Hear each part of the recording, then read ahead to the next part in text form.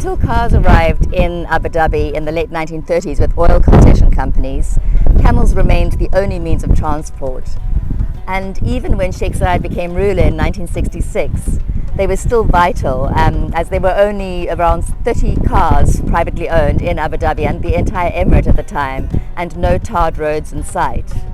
So they remained key means of transporting people from settlement to settlement, as well as transporting food from the inland oases to the coast, such as dates, which were vital sustenance for fishermen.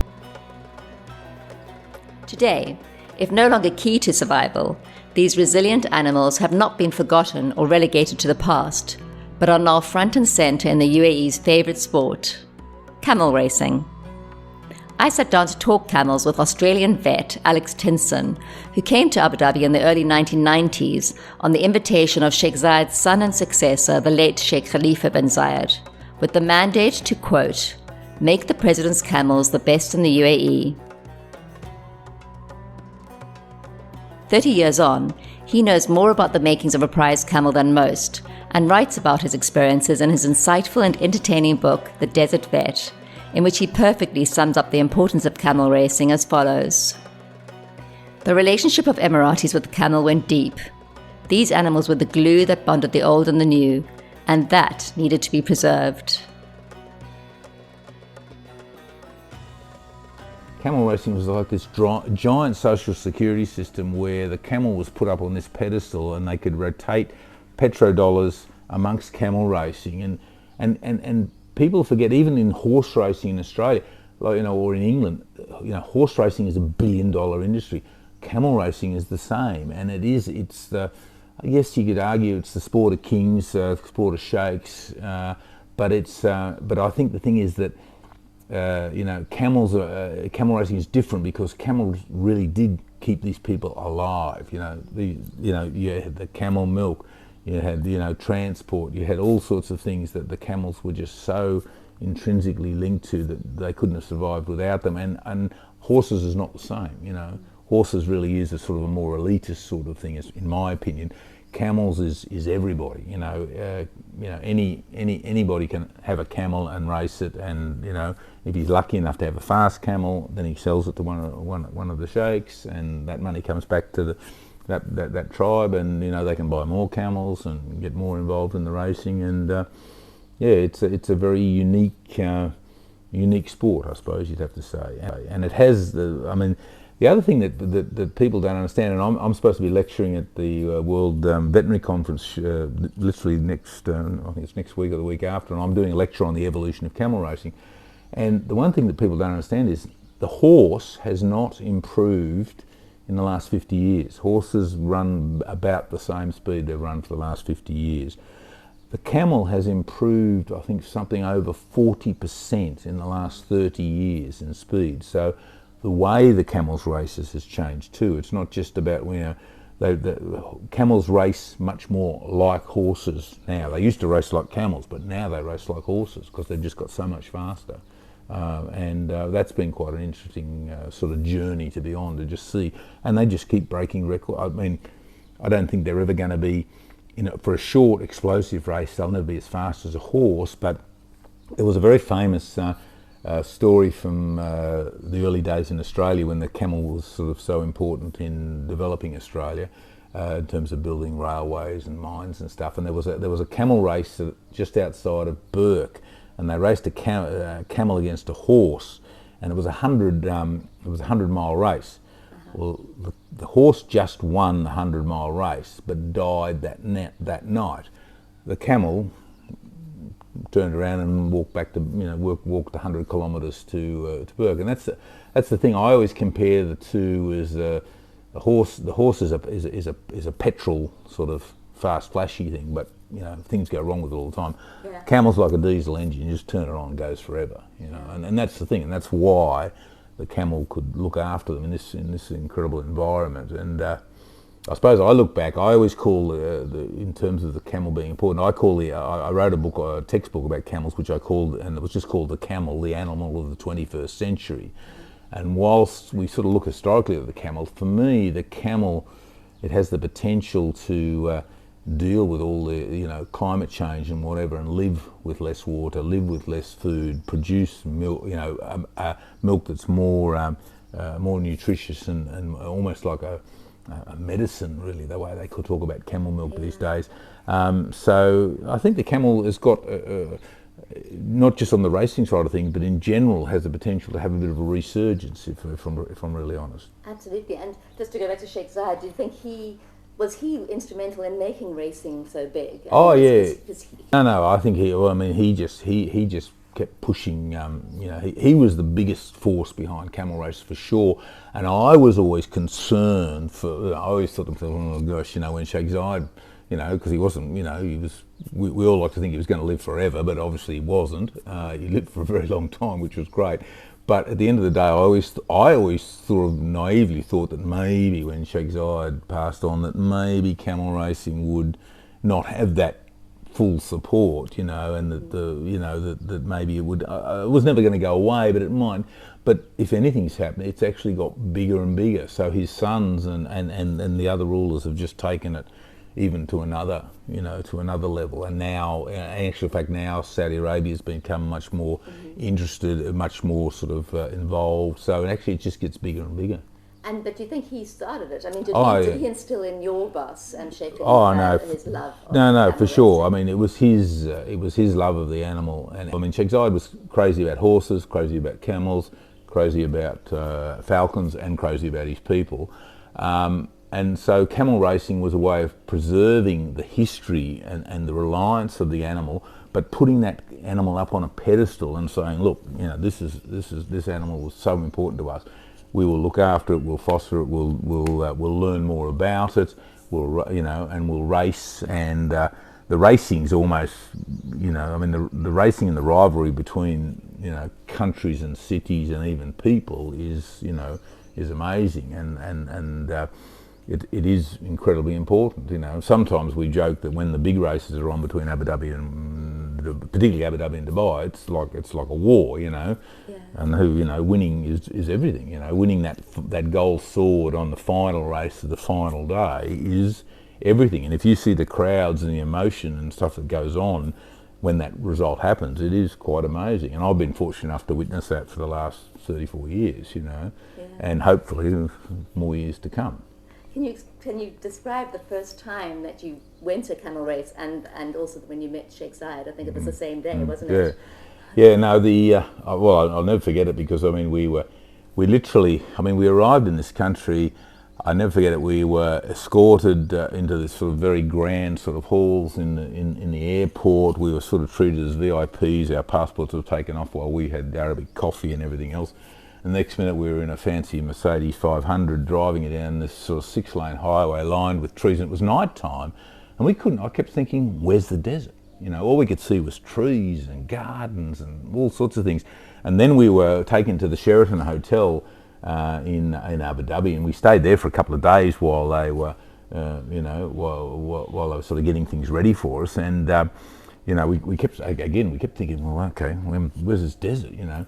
And so we went down to Al Ain for a few days, and then there was a camel race on back in Abu Dhabi. So we came to this race, and when things start getting towards the end of the season, when it starts getting warm, the race is generally quite early in the morning. So we sort of arrived at our Wathba, and there was this very grand tent, and it wasn't sort of the main racetrack. The main racetrack was sort of on the other side of the palace, but this was sort of for feature races. And I'll never forget it, we sort of arrived there, we were the first, and I didn't know where I was supposed to be, so I just sat in the middle in the second row. I thought I don't want to sit in the front row, and I didn't know who was coming, you know.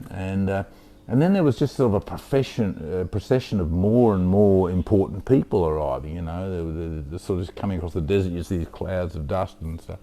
And then and there were a number of clearly sheikhs arrived, and they were sitting sort of around us and in the front row, but there was sort of a gap in front of us. And then right, you know, sort of literally like probably an hour after we arrived, we saw this sort of incredible entourage. There was some sort of military-looking vehicles and whatever, and a big sort of stretch Mercedes, I think it was at the time, and it was Sheikh Zayed himself, and he ended up sitting literally in front of me. Now, I wasn't introduced to him at the time; he just sat in front of me, and I had 2 guards next to me with sort of guns and whatever, and I was just thought, oh, I'm sure I'm sitting in the wrong seat.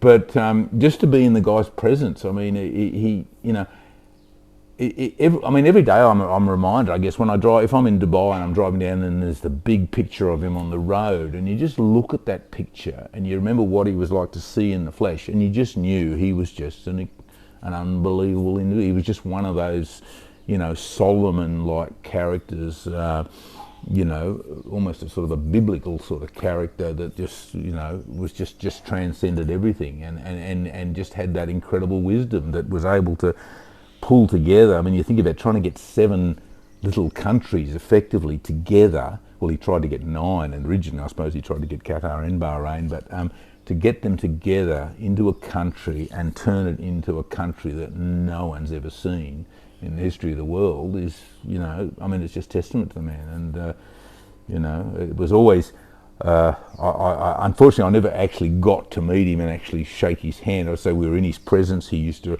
ring up to find out how we were going with our research and whatever. But any time you were at the races, at the end of the year when there was the big race in Abu Dhabi, he was always there, and you always got to sort of see him quite close up, and you just knew you were in the presence of somebody quite extraordinary. I mean, I was lucky enough to, you know, I mean, his oldest son, Sheikh Khalifa bin Zayed, was my employer, and I guess I was very fortunate that certainly over the years I got to meet him personally on quite a number of occasions, and we had lunch with him, we discussed things with him.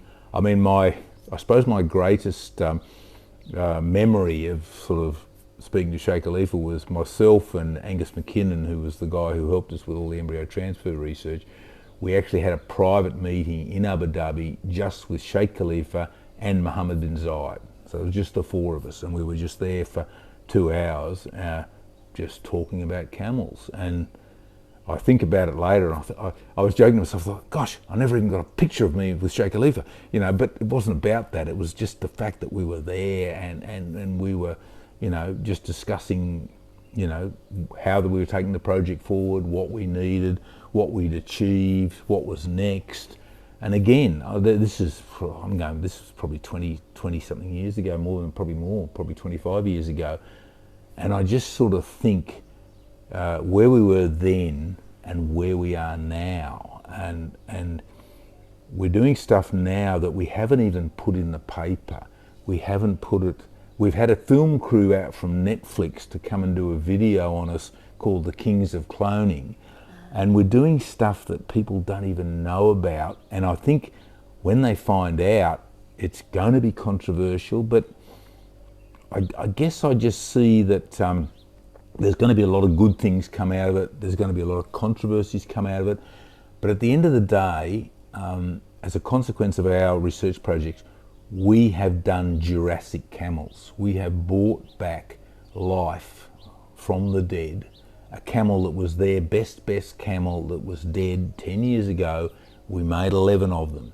And, you know, we've just done something absolutely unbelievable. And what is Sheikh Khalifa's feeling about this? Well, they're just over the moon, and they, you know, I don't think they can believe it. But the funny thing is that when you're trying to do it, it's everybody's sort of all excited and everything. There's this sort of excitement about the possibilities.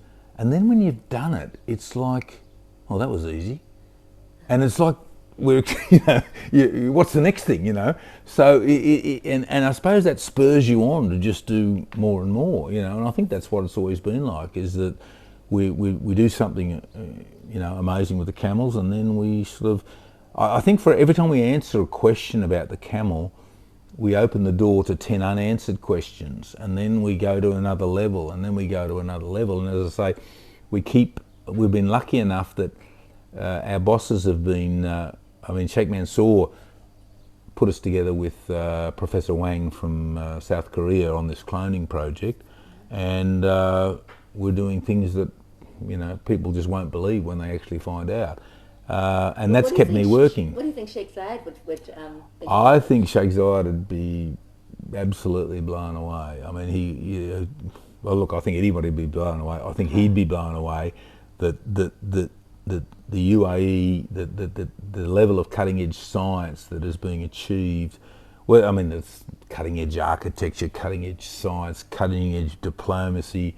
Everything in the UAE is cutting edge, and whether it's the Abraham Accord or whatever, you know, I think the UAE just has this amazing ability to punch above its weight and set the pace. And do you think that's because Sheikh Zayed? I think he set the benchmark, and they've gone on from it. You know, they're even, you know, it's hard to believe, but yeah, I think they're even the Suns are taking it to another level.